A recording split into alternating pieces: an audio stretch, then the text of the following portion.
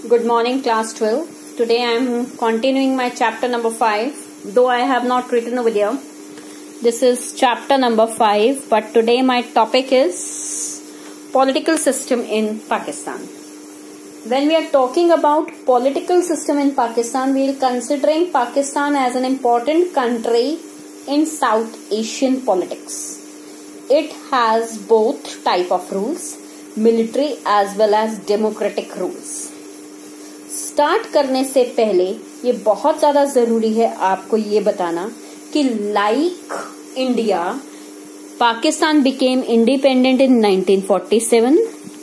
Founder इसके जो हैं वो फाइन, जब हम फाउंडर की बात करते हैं तो जिन्हा ही माने जाते हैं.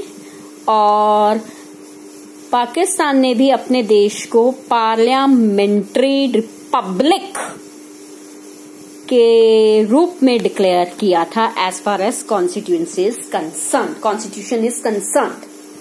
पार्लियामेंट्री डेमोक्रेटिक का मतलब यह है कि पाकिस्तान में पार्लियामेंट होगी and the rulers will be elected by the masses.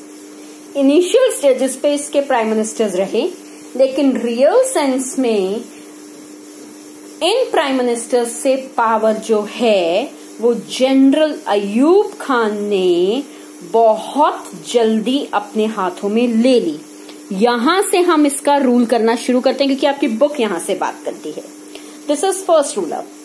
General Ayub Khan took over the administration and conducted elections, declared himself elected and started ruling over Pakistan. General का मतलब है मिलिट्री. यहां से गड़बड़ होनी शुरू हो गई थी और मेजर गड़बड़ ये हुई कि जनरल अयूब खान ने गलती की.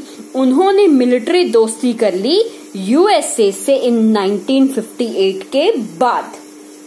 रिजल्ट, सोवियत यूनियन एली था इंडिया का और अयूब खान ने दोस्ती कर ली यूएसए से.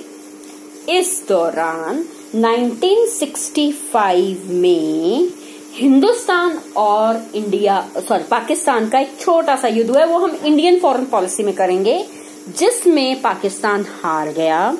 लोगों ने अपना डिससेटिस्फेक्शन बताया और मिलिट्री रूल ने फिर दोबारा अपना कब्जा कर लिया. कई बच्चों का यहाँ क्वेश्चन होता है, मैम पहले ही तो मिलिट्री था ना. जनरल अयूब खान 53 से पहले मिलिट्री में था, इलेक्टेड हो गया था फिर.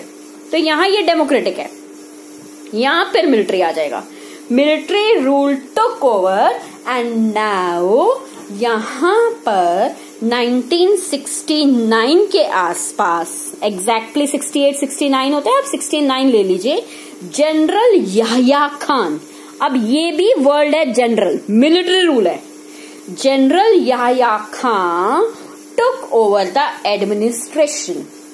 याह्या खान के फेज में प्रॉब्लम हुई, बांग्लादेश क्राइसिस अकर्ड हुआ. रिजल्ट, ईस्ट पाकिस्तान में इतना ज्यादा रिवोल्ट हुआ कि अल्टीमेटली बांग्लादेश अलग से अपने आप को इंडिपेंडेंट डिक्लेयर कर गया इन 1971. Yes, you are thinking on right lines that India and Pakistan का जो डिस्प्यूट था उस समय, that was over to the issue of Bangladesh. हम नेक्स्ट टॉपिक बांग्लादेश में और डिटेल्स करेंगे. अब लोगों ने कहा हम थक गए, हमें जनरल्स का रूल नहीं है. लोगों ने दोबारा से इलेक्टेड गवर्नमेंट चूज की और जुल्फिकार अली भुट्टो प्राइम मिनिस्टर बन गए. ये प्राइम मिनिस्टर 1973 के आसपास बने. माना जाता है इलेक्शंस के साथ 2 साल तक सब कुछ ठीक चल रहा था, but Zulfikar Ali Bhutto was removed because he was sentenced to death. उन्हें फांसी की सजा दे दी गई थी. फिर भी 1971 से 77 तक माना जाता है कि डेमोक्रेटिक गवर्नमेंट पाकिस्तान में रही. फिर दोबारा से मिलिट्री क्रूप हुआ, जनरल जिया उल हक ने किया. इस ऑपरेशन को पॉपुलरली हम ऑपरेशन फेयर प्ले कहते हैं। डिटेल्स में हम इसमें नहीं जाते हैं, लेकिन हाँ, फिर दोबारा डेमोक्रेसी खत्म हो गई पाकिस्तान में, मिलिट्री रूल आ गया। 1982 आने तक लोगों ने फिर दोबारा डेमोक्रेटिक की डिमांड शुरू कर दी और दोबारा से इलेक्शंस जो हैं वो कंडक्ट किए गए।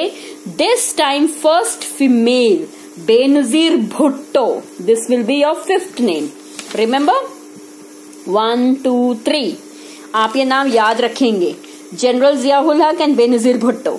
She belongs to Pakistan people's party, PPP, was chosen as a prime minister. She defeated Muslim League, लेकिन बहुत सारे लोग जो थे वो बेनजीर भुट्टो को पसंद नहीं कर रहे थे। पार्टी में भी कन्फ्लिक्ट्स थे, कभी बेनजीर भुट्टो, कभी नवाज शरीफ, फिर बेनजीर भुट्टो, फिर नवाज शरीफ, ये प्रोसेस चलता रहा। 1999 आने तक नवाज शरीफ जो थे वो प्राइम मिनिस्टर थे। मैं यहाँ पर मार्क कर दूं, आपकी बुक्स में नहीं है, लेकिन 1993 में भी नवाज शरीफ थे, 1996 में भी थे, 1999 में भी थे। ऑन एंड ऑफ ये चल रहा था। Nawaz Sharif became the prime minister of Pakistan. Again he faced a very serious military coup again and general, this will be your 6th name, this will be 7th name, general Parvez Musharraf. General Parvez Musharraf ने नवाज शरीफ की elected government को हटाया, military ने सारा control अपने हाथों में लिया और 2002 में लीगल फ्रेमवर्क ऑर्डर को पास किया गया और जनरल परवेज मुशर्रफ ने अपने आप को इलेक्टेड डिक्लेयर कर लिया। After general Parvez Musharraf, democracy has been established in Pakistan. 2008 के आसपास पाकिस्तान को youngest democratic country in the world declare भी किया गया है। उस समय इसके प्राइम मिनिस्टर जो थे वो रजा परवेज अशरफ बने थे। बीच में बहुत सारे आए गए हैं, उनके नाम हमें करने की जरूरत नहीं है। 2013 पहली ऐसी टर्म थी जब नवाज शरीफ फिर दोबारा से प्राइम मिनिस्टर बने और 5 साल का इन्होंने अपना टाइम पूरा किया।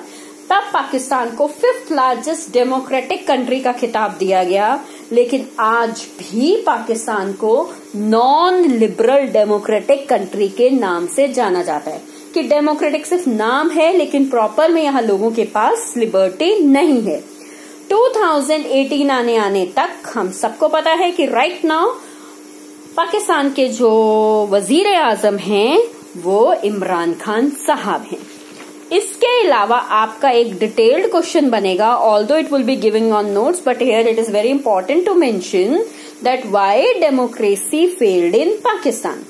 डेमोक्रेसी फेल्ड इन पाकिस्तान, जिसका पहला रीजन माना जाता है that domination of military, aristocracy and clergy.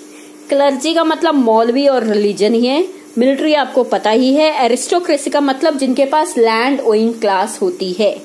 सामाजिक रूप से इनका डोमिनेंस चलता है, ये लगातार इलेक्टेड गवर्नमेंट्स को हटाते रहते हैं और मिलिट्री गवर्नमेंट को सेटअप करने में मदद करते रहते हैं। दूसरा मेजर कारण माना जाता है the conflict with India.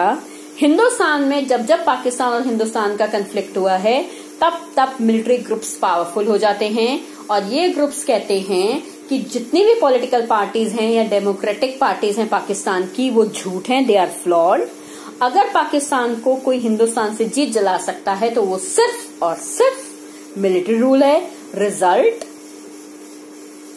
Pakistan में मिलिट्री का आना जाना लगा रहता है, कूप सेट होते रहते हैं, रिजल्ट डेमोक्रेसी क्योस से भरी हुई है।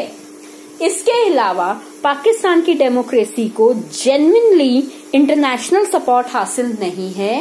रिजल्ट, वो पाकिस्तान में मिलिट्री फोर्सेस को एनकरेज करती है, उनके डोमिनेंस को कंट्रोल करने की कोशिश करती है। मिलिट्री के अथॉरिटेरियन रूल को यूएस या बहुत सारे वेस्ट कंट्रीज जो हैं वो टाइमली सपोर्ट करते रहते हैं। वो क्यों करते रहते हैं उसका रीजन हमारा चौथा है। पाकिस्तान में जो डेमोक्रेसी है वो ग्लोबल इस्लामिक टेररिज्म को एक चैलेंज पोज कर सकती है। यहाँ पर अगर पाकिस्तान मिलिट्री रूल में हाथ रहेगा तो न्यूक्लियर एरेसनल्स जो हैं वो टेररिस्ट ग्रुप्स के हाथों में कभी भी नहीं पड़ेंगे। तो पाकिस्तान को वेस्टर्न कंट्रीज अपना प्रोटेक्टर की तरह मानते हैं और वो नहीं चाहते कि यहां डेमोक्रेटिक रूल इस्टेब्लिश हो। Thank you guys for today.